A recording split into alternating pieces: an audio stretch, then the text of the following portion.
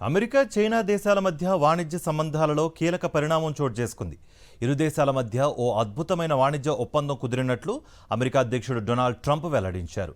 ఈ ఒప్పందంలో భాగంగా ఆటోమోటివ్, రక్షణ రంగాలకు అత్యంత కీలకమైన అరుదైన ఖనిజాలను అమెరికాకు ఎగుమతి చేయడానికి చైనా అంగీకరించిందని ట్రంప్ తెలిపారు.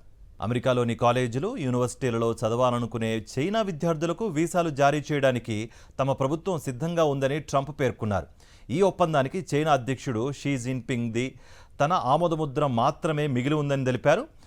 అమెరికాతో వాణిజ్య కార్యకలాపాలకు చైనా మార్గం సుగమం చేసేందుకు తాను జిన్పింగ్ కలిసి కృషి చేస్తున్నామని, ఇది ఇరు దేశాలకు గొప్ప విజయంగా నిలుస్తుందని ట్రంప్ ఆశాభావం వ్యక్తం చేశారు.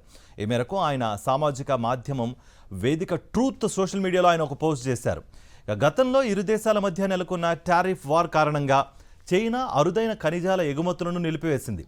ట్రంప్ హయాంలో ప్రారంభమైన ఈ వాణిజ్య యుద్ధానికి ప్రతిస్పందనగా చైనా ఈ నిర్ణయం తీసుకోవడంతో ఇరు దేశాల మధ్య సంబంధాలు మరింత ఉద్రిక్తంగా మారాయి. ఈ నేపథ్యంలో కొంతకాలంగా నెలకొన్న ప్రతిష్టంభనను తొలగించే దిశగా ఇరు దేశాలు అడుగులు వేశాయి. గత 2 రోజులుగా లండన్ వేదికగా అమెరికా, చైనా ప్రతినిధుల మధ్య వాణిజ్య చర్చలు జరుగుతున్నాయి. ఈ చర్చల ఫలితంగానే తాజా ఒప్పందంపై అంగీకారం కుదిరింది.